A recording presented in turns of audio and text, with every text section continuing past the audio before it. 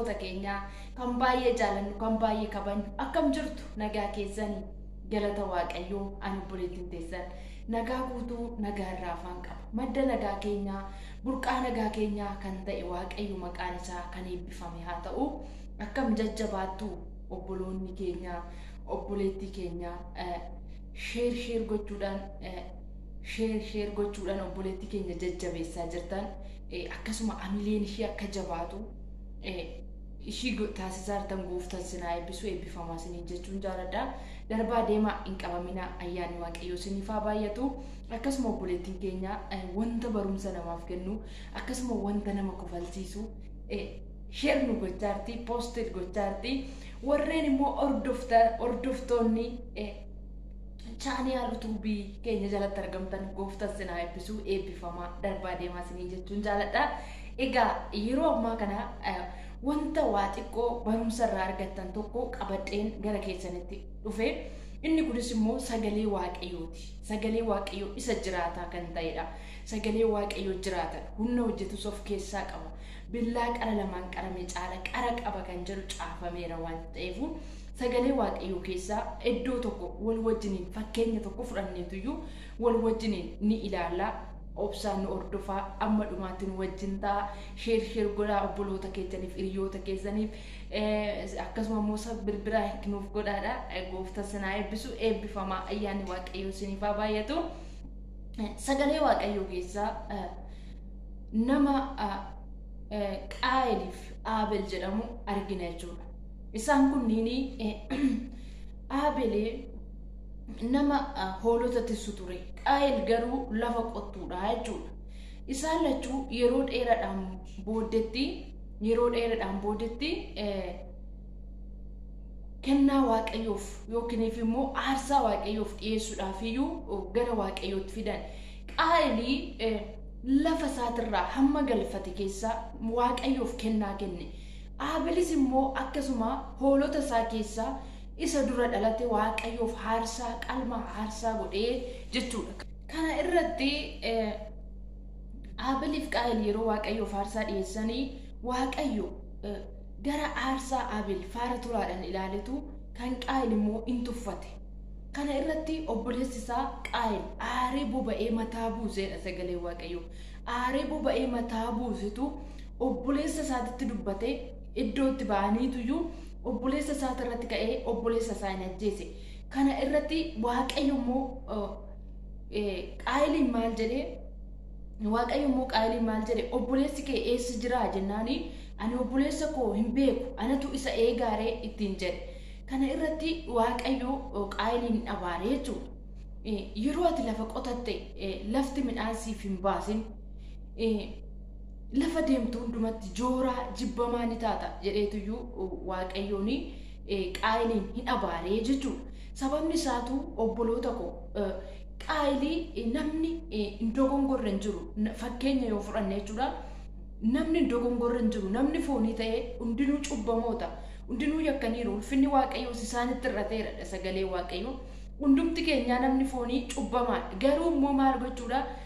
Maal jedheeni waaqayyo obboleessi kee eessa jira jennaani anatu beekaa ani obboleessa koo hin eegaaree jedheetuyyuu waaqayyotti yommuu dubbatu argina jechuudha. Kana irratti waaqayyo immoo maal jedheeni in abaare jechuudha. Iddoo ati deemtu hundumatti lafti ati qotattu midhaan siif hin biqilchin jedheetuyyuu in abaare jechuudha.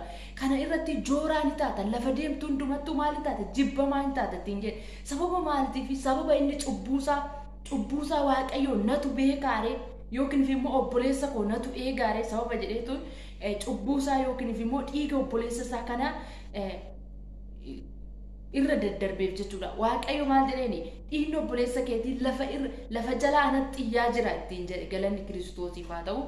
Sababni isaa maalidha? Hin dhosse jechuudha. Cubbuusaa hin dhosse. Kana irratti immoo Qaayil maal jedheeni iddoon ani deemu hundumatti namni ana hin ajjeesa ittiin jedhe. Gooftaan immoo maal jedheen lakkii akkasii miti ittiin jedheen nama Qaayil ajjeesu irraa gumaa dachaa 7 nan barbaada ittiin jedhe. Gumaa dachaa 7 irraa hin fuudhama ittiin jedhe galanni Yesuusiif haa ta'u. Egaa fakkeenyaan ani isiniif qabadhee dhufe gooftaan galataa fudhatu. Fakkeenyaa fi wanta tokko haa fudhannu obboloota koo. galanni Kiristoosiif haa ta'u. Maqaa Waaqayyoo kan eebbifame haa ta'u. Egaa fakkeenya fi inni kun qulqulluudha jennu. Inni kun immoo maalidha? Gurraacha ta'a. Egaa isa kana akka fakkeenya cubbuuttaa fudhannu. Isa kana immoo akka qulqullummaattaa fudhannu jechuudha. Maqaa Waaqayyoo haa eebbifamu. Egaa isa qulqulluu kana fakkeenyaaf isa kana walitti goone akkam ta'e cubbuu ta'e wal make wal booresse jechuudha. Kanarraan kan ka'e akkuma Qaayilii cubbuusaa gooftaa dhosseetuyyuu ani hin beeku ittiin jedhe. Kanarratti maal ta'e jooraa ta'e jechuudha. Cubbuu keessa gangalate sirumaayyuu. Garuu immoo Waaqayyotti osoo himate Waaqayyo Waaqa araaraa waan ta'eef inni kun isa bareedaa san balleessee jechuudha. Kanarraan kan ka'e inni garuu maal godhe cubbuusaa isa jalaa dhuffate. Fakkeenya Addaam fi Hawwaan fudhanne obboloota koo. Waaqayyo iddoo qulqulluu Eden Gannat keessa gaafa teechisu isaan garuu maal godhan? Waaqayyo akkas jedheeni muka kana hundumaa nyaadhaa. Garuu isa dhaabaa jidduu dhaabbate kana hin nyaatinaa, ittis hin bu'inaa. Gaafa nyaatan gaafattis buutanii matumaa inuma duutu ittiin jedhe. Kana irraan kan ka'e bofni gara Addaam fi gara Hewaan dhufteetuyyuu gara Hewaan dhuftee jechuudha gara dubartittii. Gaafa kana Waaqayyo mee maalirraa sin abboomee ittiin jette. Gaafa kana dubartittiinis Waaqayyo dhuguma waan kana hundumaa hin nyaatinaa isiniin jedhe ittiin jette abshaala taatetu bofti. Kana irratti lakki Waaqayyo waan hundumaa nuuf abboomeera. Garuu muka dhaabaa kana hundumaa nuuf abboomeera. Isa gidduu dhaabbate kana hin nyaatinaa, baala ija isaa irraa hin nyaatinaa, ittis hin bu'inaa.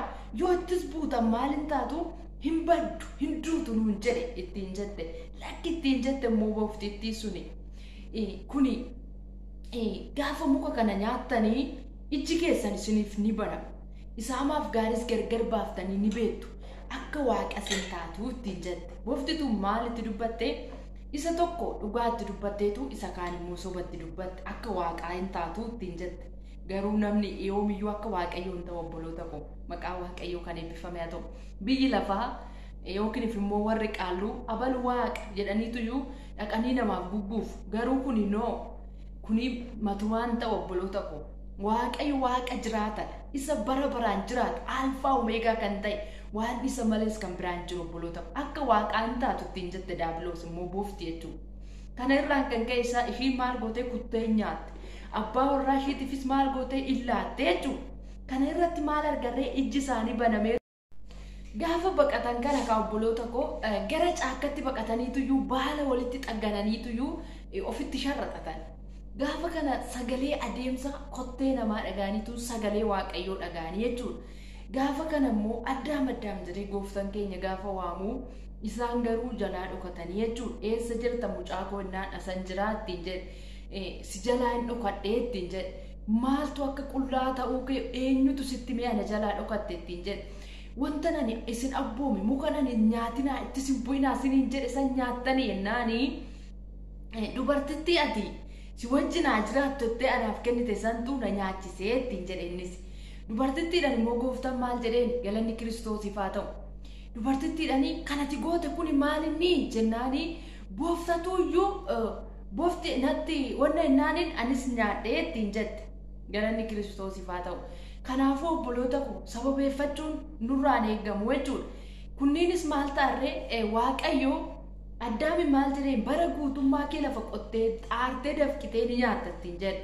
Dubartittiidhaanis immoo gaafa deessuu ciniinsuun sittiin guddatte sittiin hammaatti yookiin sittiin guddatte ciniinsuudhaan mucaan deessaa ittiin jette. Bofaanis immoo bara garaadhaan lafarra loota bara kee biyyoon ni nyaattaa ittiin jedhe. Isaan kun hundumtuu ni abaarramanii jechuudha obboloota koo. Qaayelis immoo sababa obboleessa isaa ajjeesee sababa inni kun cubbuutti kan kufeerraa immoo obboloota koo. Cubbuutti kan kufeerraa sirii dha'u keessa deebi'ee anatu biyya kaaree ittiin jedhe obboleessa isaa ajjeesee ka'e. Kun immoo sirii dha'u abaarsatti fide jechuudha. Galanni Kiristoosiif haa ta'u. Osoo inni yookiin immoo fuula Waaqayyootti mate ta'e Waaqayyo Waaqa araarateedha sagalee Waaqayyo. Waaqayyo haraara qabeessa fi ho'a qabeessadha. Garuu immoo isaan maal godhanii Addaamii fi Hawwaanis isa sababeeffatan. Addaamii haadha manaa isaatitti ishii ati naaf kennitetu na nyaachise ittiin jette. Bofti immoo dubartittiin immoo kanati goote kun maalinni jennaanii bofatuuyyuu akkas naan jennaanii ni nyaannee ittiin jette. Egaa obboloota koo amma immoo bara keenya kana anaaf isintu jira. Aabeliif Qaayel yookiin immoo Addaamiif Hewaanii miti. Akka foon namaatitti namni dogongorre hin jiru. Namni foon uffatu hundinuu maaldhaa cubbamaadha obboloota koo. Kanaafuu mee isa kana yoo fudhannee inni boora'aan sun yookiin immoo inni cubbuun suni dhufee nu kuffiseera jechuudha. Isaayyaas keessatti maal dubbata? Eessa akka kufte yaadadhu, eessattis akka kufte yaadadhu jedha. Kanaafuu eessa akka turre dura, bishaan kun eessa ture dura obboloota koo? Inni tokko booruu ture miti, inni tokko qarruu ture miti. Dhaqeetuyyuu booruu sun maal godhe? Itti bu'eetuyyuu booresse jechuudha. Booruu kana maal godhare? Akka cubbuutitti fudhannaa jechuudha nuti. Gaafa cubbuun tokko dhufee jireenya keenya booressee zim jennee teenya osoo hin taane mee isa kana lamaan laalaa dhaqee itti naqamee booresse miti. Furmaanni isaa maalidha? Akkanatti ool'iisan akkasumatti ta'a. Furmaanni hin jiru jechuudha. Wal balleessi. Garuu mootuyyuu obboloota koo fakkeenya Daawit sagalee Waaqayyoo maal jedha? Waaqayyo nama akka garaa kootii Daawitii nan argadhee. Obboloota koo Daawit nama foonitti, nama cubbuun hojjennee miti. Innis maalidha? Dubartittii nafa dhiqattu dhaqee waamsiseetuyyuu wajjin ejjee jira. Abbaa manaa dubartittii san immoo tarree lolaatti ergeetuyyuu ajjeesisiisee jira. Kan ajjeesisisee eenyudha? Daawitiidha jechuudha. Sababni isaatu inni gara qayeessaa akka yookiin fakkeenya adaraatti kennatee deeme. Daawit immootuyyuu abbaa manaa sanii dhaqiitii gara qayee keetti bu'ii shaaworiitti galiitii jedheetuyyuu itti haasa'e. Garuu immoo inni sun abbaa manaa suni mana isaatti hin galle. Sababni isaa maaliif akkas jedhaan Daawit? Haadha manaa isaa wajjin rafeetu haadha manaa isaa ulfeessee jechuudha. Dubartittii waamsiseetuyyuu dubartittii nafa dhiqattu argee qorateetuyyuu eenyummaa ishii qoratee dhaqeetiniitoo waamsisanii wajjin rafee jechuudha. Gaafa wajjin rafeetoo galuu ani siif ulfaa'etteetuyyuu itti argite. Gaafa kana immoo furmaanni isaa maal dharee akkam akka godhu hin qabu. Kanarraan kan ka'e abbaa manaatiin dhaqii gara mana keetii galeennaan isa takkana godhe jechuudhaaf taasilaanni garuu immoo hin danda'amne malee. Gaafa kana inni immoo gara manaa isaatti galuu dinnaanii tarree lolaatti ergeetuyyuu isa ajjeesisiisee jechuudha. Kanaafuu immoo maali dharee Daawit immoo obboloota koo? Laphee cabaa qaba, garaa deebii qaba. Waaqayyo maal jedheen osuma Daawit cubbuu hojjetu nama akka garaa kootii Daawitii nan argadhee. Sababni isaa maalidha? Cubbuu isaati mata. Kanaafuu cubbuu isaati mata waan ta'eefu nama akka garaa kootii Daawitii nan argadhee. Obboloota koo Waaqayyo Daawitii nama akka garaa kootiin argadhe kan jedhu Daawit cubbuun qabu miti. Sababni isaa maalidha? Araara waan gaafatuuf, fuula Waaqayyootti gadi waan of deebisuuf. Kanaafuu egaa bishaan kuni akkasumatti ta'e wal makeetuma jira mitiiree. Garuu mootuyyuu gaafa dhandhee fakkeenyaaf isa kanatti inni kun hafuura qulqulluudhaan, inni kun cubbuudhaan, cubbuudhaan wal makee jira jireenyi keenya. Garuu immoo gaafa dhandhee mee wajjumaan ilaalla waan ta'u.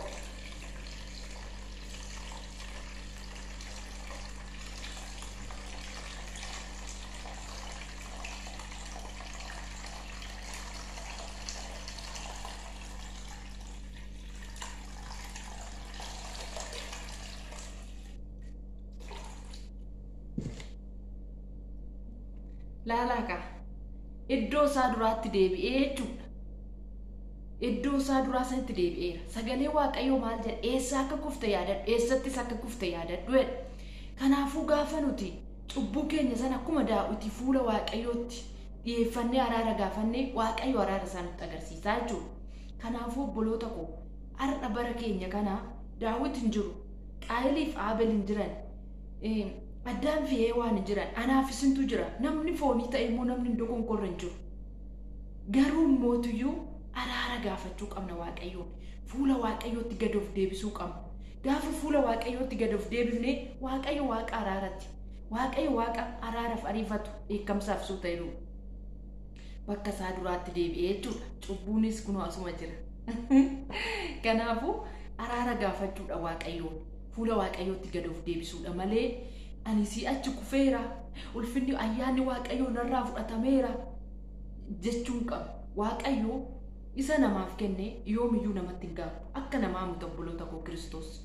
Kiristoos osoo akka namaa ta'ee namni lafa kanarra hin jiraatu. Sababni isaatu cubbuun keenya baay'ee waan ta'eef. Garuu Waaqayyo maaliin araara qabeessa. Namni cubbuusaa beekkatee araara na gaafatee ani araara isatti nan agarsiisaadha sagalee Waaqayyo. Kanaafuu zim jennee cubbuu san keessa gangalanna osoo hin taane yaada garaa keenyaa geeddarannee fuula Waaqayyootti gad of deebisnee araara yoo gaafanne Waaqayyo cubbuu keenya san nuuf dhiisee dhoqqee san keessaa nu baasee iddoo qulqulluu sanitti nu deebisaa jechuudha. Kanaafuu kabajamtootaaf jaalatamtoota keenya cubbuu keenya yakka keenya fuula Waaqayyootti dhiyeeffannee gad of deebifnee araara gaafachuudha malee cubbuu keessa yoo teenye cubbuun nu fudhateetuma nuun bada malee furmaanni hin jiru. Furmaanni maalidha? Furmaanni fuula Waaqayyootti deebi'uudha. Bakka ani badeera, ani kufeera, ayyaanni Waaqayyoo narraa fudhatameera. Duraan hin faarfatta yoo ta'e gaafa dhattee dogongortee narraa fudhatameera ittee dhiisuu osoo hin taane fuula Waaqayyootti gad of deebisi. Fuula Waaqayyootti gad of deebisuun nurra jira. Hin lallabne yoo ta'e, irraanne yoo ta'e, akkasuma karaa adda addaa kennaa nama gorsu yoo ta'e, karaa baay'eedhaan diinni keenya xiyya nutti darbata nu gufachiisudha. Garuu mootuyyuu gaafa inni nutti asaasu ati cubbuutti kufteeyyu ati akkas taateeyyu gaafa inni nuun jedhu nuti dhaga'uu hin qabnu jechuudha. Sababni isaatu Waaqayyootti gad of deebifnee fuula Waaqayyoo duratti gad of deebifnee araara gaafachuu qabnaa jechuudha. Kanaafuu Gooftaan sinaa eebbisu kabajamtoota keenya sheer gochuudhaan subscribe gochuudhaan ayyaanni Waaqayyoo isiniif haa baay'atu. Sagalee kanarraa jecha kanarraa waa hubanne eenan yaada. Sagalee Waaqayyoo immoo jiraataadha waan ta'eef isa laafi mogolee jabaata. Isa abdii kutate abdiitti hora sagalee Waaqayyoo gara namaa gaafa dhufu sagalee isaa ergee boolla du'aa keessaa isaan baase isaan fayyise akkuma jedhu sagalee Waaqayyoo gaafa gara namaa dhufu isa laafetu jabaata. Isa abdii kutatetu abdii horata obboloota koo. Sababni isaa sagalee Waaqayyoo abdii keenya waan ta'eef nuti wanta ijaan argamu kana wanta argamee badu kanaa miti kan abdannu. Isa dhossaa jiru sanidha kan abdannu sagalee Waaqayyoo isa jiraataa kan ta'edha malee. Kanaafuu jabaadhaa, shaaloo ol jajjabeessaa, harka wal qabadhaa, sagalee Waaqayyoo dubbifadhaa. Jireenya achi keessadha. Dhugaanis karaanis Kiristoos malee hin jiru obboloota koo. Warri amantanii jabaadhaa, sagalee Waaqayyoo nyaadhaa. Warri immoo Gooftaan qabne gara Kiristoos gooftaa dukkana keessaa gara ifaatti siniin jedhaa. Gooftaa sinaa eebbisu.